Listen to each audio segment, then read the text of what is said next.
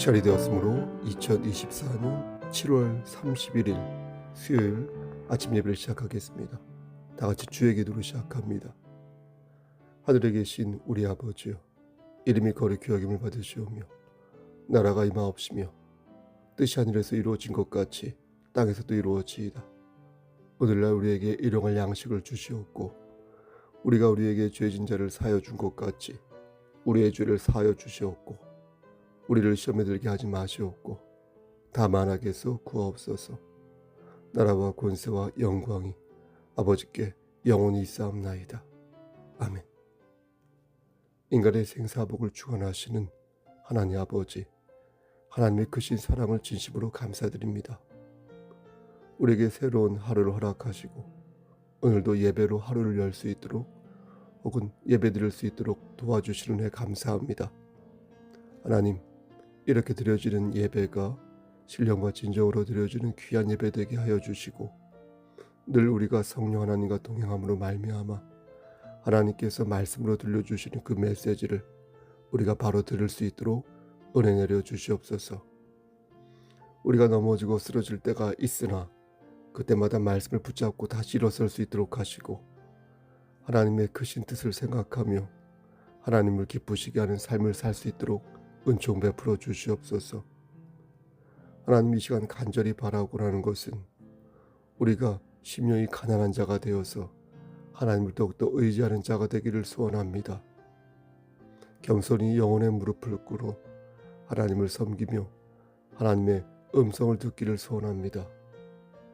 겸손히 주를 섬기면서 순종하는 마음으로 하나님 앞에 서서 하나님을 기쁘시게 하는 삶을 살다가 주께서 정하신 그 날에 하나님을 대면하여 만나기를 소원하오니 하나님, 우리를 외면치 마시고 우리를 끝까지 붙잡아 주시옵소서. 그리하여 성소교회 공동체가 그 어떤 사람도 나고자 되지 아니하고 천국 백성으로 끝까지 하늘에 안착할 수 있도록 주여 은총 베풀어 주시옵소서. 하나님, 우리의 자녀들을 위해 기도합니다. 우리의 자녀들에게 함께 하시사 저들이 사망의 음침한 골짜기로 다닐 때에 하나님을 더욱더 의지할 수 있도록 하시고 넘어지고 쓰러질 때마다 다시금 하나님과 인격적인 관계 속에서 하나님의 사랑을 의지할 수 있도록 하여 주시옵소서. 군 복무 중인 우리의 자녀들에게 함께 하시사 장중에 붙잡아 주시고 사고 없이 군 복무를 잘 마칠 수 있도록 은혜 베풀어 주시옵소서. 공부 중에 있는 우리의 자녀들에게 함께 하시사 솔로몬에게 주신 그 지혜를 허락하여 주시고 하나님을 경외하는 것이 지식의 근본이라는 사실을 기억하여서 더욱더 하나님을 경외함으로 인하여 이 세상에서도 머리가 될진데 꼬리가 되지 아니하도록 주여 은총 베풀어 주시옵소서. 이 시간 간절히 바라고 하는 것은 심실히 연약한 우리의 지체들에게 함께 하셔서 여호와 라파 되신 하나님께서 저들의 질병을 치료하여 주시고 저들의 상한 마음을 만져주시사 말씀 붙잡고 다시 일어서는 자, 말씀 붙잡고 다시 독수리 날길 짓을 하는 자가 될 수 있도록 주여 은총 베풀어 주시옵소서. 교육자들에게도 함께 하시사 지혜를 베풀어 주시고 섬기는 마음으로 서로 섬기며 하나님을 기쁘시게 하는 삶을 살 수 있도록 우리 교육자들 머리 위에 역사하여 주시옵소서. 부족한 주의 종 저에게도 함께하여 주시옵소서.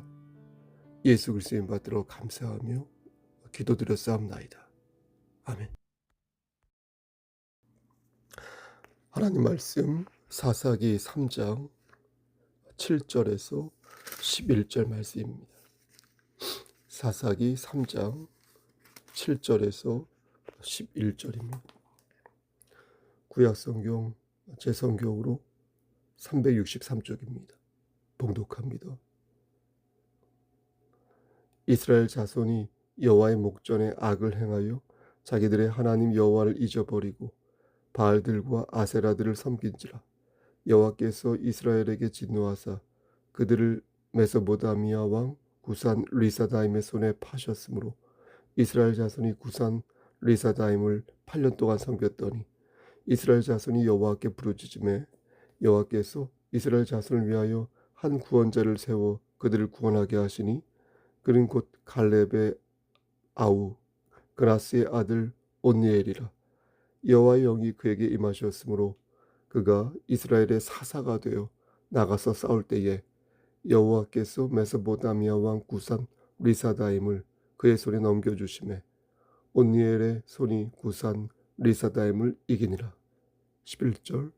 그 땅이 평온한 지 40년에 그나스의 아들 온니엘이 죽었더라.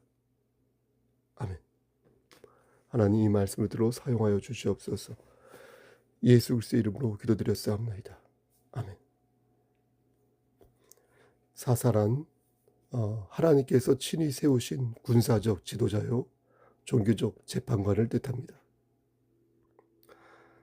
따라서 하나님을 능욕하고 하나님의 영광을 가리는 사람은 사사가 될 수 없습니다.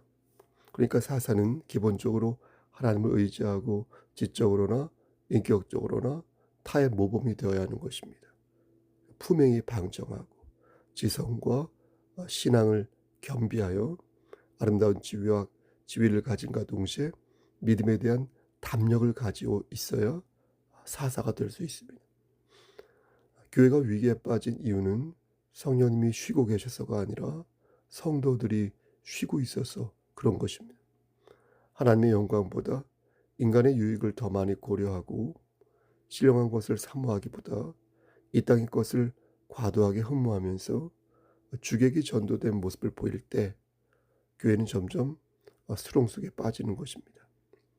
이는 개인으로의 교회나 교회 공동체로의 교회나 모두 마찬가지인 것입니다. 그러므로 우리 성석교회는 말씀으로 돌아가 하나님 앞에서 겸손히 영혼의 무릎을 꿇어야 할 것이고, 혹시 죄를 지었으면 그 즉시 하나님께 회개하여 하나님의 자비를 구하는 자가 되어야 할 것입니다. 죄를 짓지 않으면 더없이 좋겠죠. 하지만 현실은 그렇지 않게 죄를 짓고 난 후에 행동이 중요하다는 것입니다. 그러니 죄를 회개하는 능력도 능력이니 교회 공동체는 늘 회개와 간구로 서로를 격려하고 권면하면서 함께 자라나는 나무가 되어야 할 것입니다. 그러다 보면 울창한 숲이 되어 있을 것이니 그러한 교회는 하나님께서 베푸신 녹음의 푸르름을 만끽하며 살 것입니다. 이러한 차원에서 사사의 역할이 지대하다 하겠습니다. 앞에서 말씀드린 것처럼 교회는 하나님의 말씀을 붙잡고 있어야 하는데, 그러기 위해서는 사사의 역할이 필요한 것입니다. 사사는 하나님께서 친히 세우신 군사적 지도자요 종교적 재판관이라 했지 않습니까? 그러하기에 사사가 사사로서의 역할을 제대로 수행하면 그 공동체는 바로 설 수 있습니다. 하지만 하나님의 눈보다 사람의 눈을 더 의식하여서 그 역할을 제대로 수행하지 못하면 그 공동체는 녹음의 푸르름을 만끽하기는커녕 큰 불로 인해 화염에 휩싸이고 말 것입니다. 그럼 2024년 있지 않습니까? 2024년 지금도 사사가 존재할까요? 지금은 성경에 나오는 그러한 사사가 존재하지 않습니다. 하지만 대신 사사의 정신을 이어받은 사람들이 교회 안에 있다는 것을 우리는 기억해야 할 것입니다. 무엇이 옳고 그른지 판단하는 사람이 사사라 하였지 않습니까? 그러니 하나님의 말씀에 근거하여 옳은 판단을 내리는 자가 곧 사사의 정신을 이어받은 자다. 근데 만일 교회가 그러한 정신을 잃어버리고 권력과 유익에 따라서 칼춤을 춘다면 그가 몸담은 모든 공동체는, 교회뿐만 아니라 모든 공동체는 모두 쓰러지고 말 것입니다. 그렇게 되면 그는 사사가 아니라 사꾼이 되는 것입니다. 사사의 기원을 살펴보면 이렇습니다. 기원전 1390년경에 여호수아가 죽자 장로들이 바통을 이어서 그의 일을 대신하였습니다. 시간이 흘러 장로들도 죽자 이스라엘은 다시 흔들렸고요. 하나님께서는 안 되겠다 싶어 사람을 세우셨는데 그게 바로 사사였습니다. 이렇게 사사 시대는 앞에서 말씀드린 여호수아, 이 여호수아가 죽은 지 기원전 1390년부터 시작하여서 이스라엘의 첫 번째 왕 사울 있지 않습니까? 사울이 왕이 되기까지 약 300년 정도 계속됩니다. 처음으로 사사가 된 사람이 오늘 본문에 나오는 온니엘이라는 사람이었고요. 마지막으로 사사가 된 사람이 우리가 너무 잘 아는 삼손입니다. 성경에 나오는 사사는 이렇게 총 12명인데요.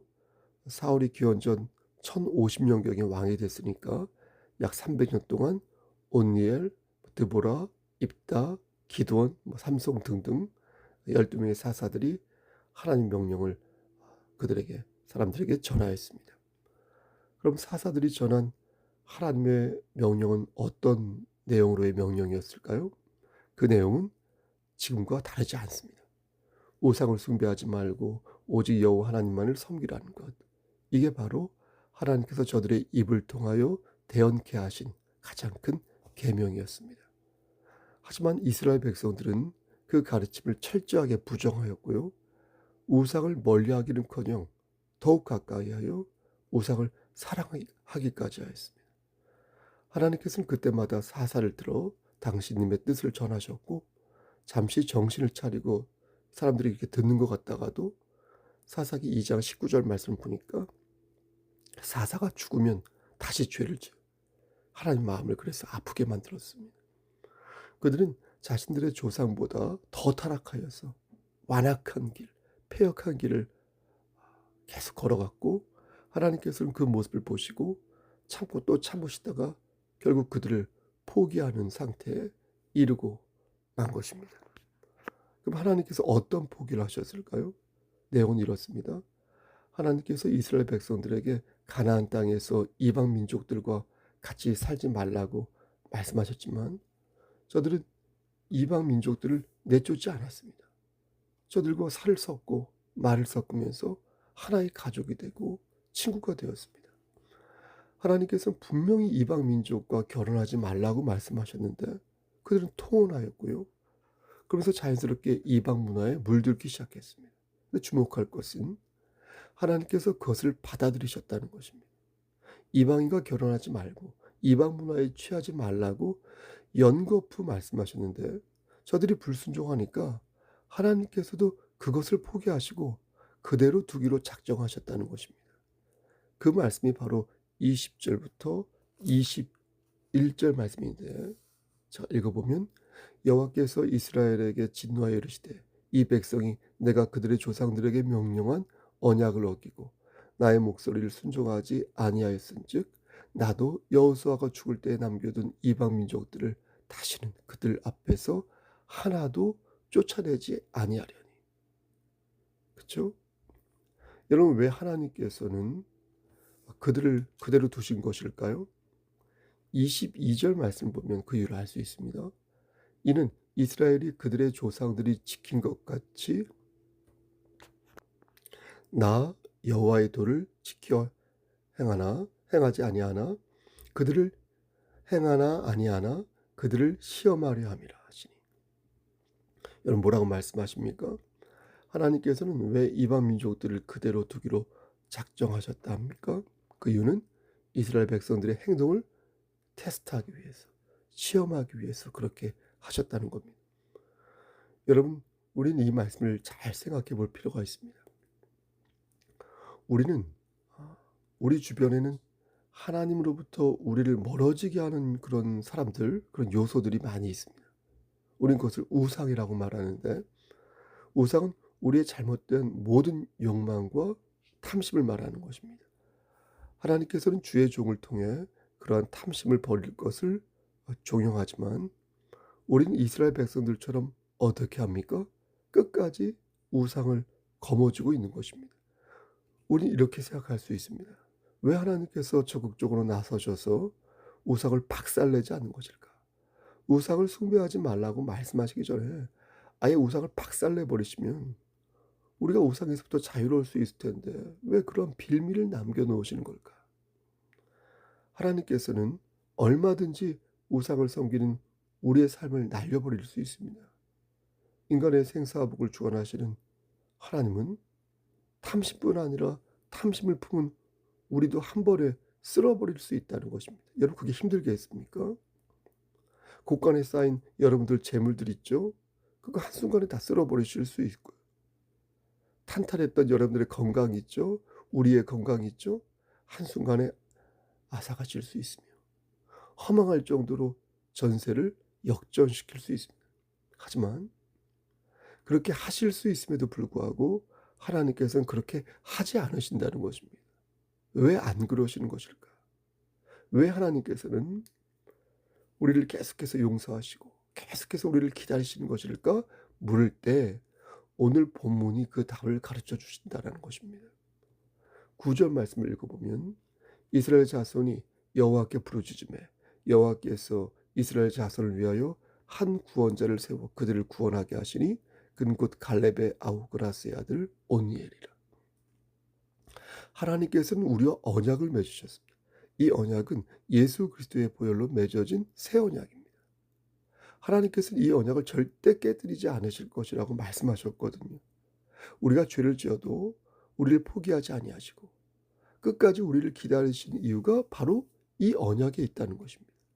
한 구원자를 세워 그들을 구원하게 하신다는 하나님의 경륜이 지금도 진행되고 있기에 하나님께서는 지금도 우리를 용서하시고 계속해서 우리를 기다리신다. 그렇다면 하나님의 자녀들은 뭔 짓을 해도 다 괜찮은 것입니까? 우상을 섬기고 이방 문화에 취해서 하나님을 근심되게 해도 괜찮은 것입니까? 그렇지 않죠. 왜냐하면 하나님이 우리와 맺은 언약은 쌍무적 관계이기 때문입니다. 그 언약은 우리의 공로와 능력으로 맺어진 언약이 아니라 하나님의 자비와 긍휼로 맺어진 언약이므로 제가 앞에서 말씀 잘못 드렸나요? 쌍무적 관계가 아니기 때문입니다. 우리는 하나님의 말씀에 반드시 순종해야 한다는 것입니다. 죄를 지었으면 9절 말씀에 나와 있는 것처럼 여호와께 부르짖어야 하는 것입니다. 그렇게 할 때 하나님께서는 우리를 구원하시기 위하여 사람을 세우시는데 그게 바로 3300년 전에는 사사 온니엘이었다는 것입니다. 그럼 하나님께서는 지금 누구를 세우고 계신지 우리는 묻게 되는 것입니다. 누구를 세우셔서 옳고 그름을 판독하게 하시고 누구를 세우셔서 당신님의 뜻을 이루어 가시는지 우리는 묻게 되는 것입니다. 사랑하는 성도 여러분, 그렇다면 하나님께서 지금 세우시는 그가 누구라고 생각하십니까? 3300년 전에는 사사 온니엘을 세우셨고 마지막에 삼손 세우셨는데 지금 우리 송석교회 세우신 사사가 누구라고 생각하십니까? 귀 있는 자는 성령의 음성을 들으시기를 바랍니다. 그것은 바로 은혜를 받은 자입니다. 은혜를 받은 자가 사사요 하나님의 일꾼입니다. 말씀을 전하는 저도 그런 사람일 수 있고요. 말씀을 듣는 여러분들도 그런 사람일 수 있습니다. 지금은 은혜의 시대로서 예수 그리스도의 마음을 품고 빛과 소금이 되어 그 역할을 담당하는 모든 자가 바로 하나님께서 세우신 사사인 것입니다. 사랑하는 우리 송석교회 성도 여러분, 우리 경천교회 목사님들, 하나님께서는 여러분들을 이 교회에 세우셨습니다. 그리고 경천교회에 세우셨습니다. 우리가 비록 서로의 얼굴을 이렇게 자주 대면하면서 자주 대화하지 못하고 또 어떤 면에서 볼 때 소원하고 적조한 부분도 있지만 어쨌든 우리는 예수 그리스도라는 그 끈앞으로 연락되어 서로의 가슴에 하나님의 나라를 세워가며 또 함께 하나님의 나라를 만들어가며 이렇게 예배로서 오늘도 하나가 되어가는 그런 사사의 정신을 가지고 있는 자들입니다. 은혜 받은 자입니다.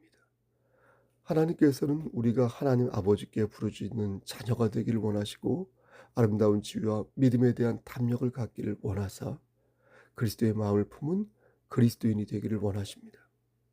교회의 주인은 예수 그리스도이지만 교회의 일꾼은 예수의 마음을 품은 여러분과 저이며 예수 그리스도는 이 세상에 빛으로 오셨지만 우리는 그 빛을 따라 그 빛을 발산해야 할 이 시대의 사사여야 하는 것입니다.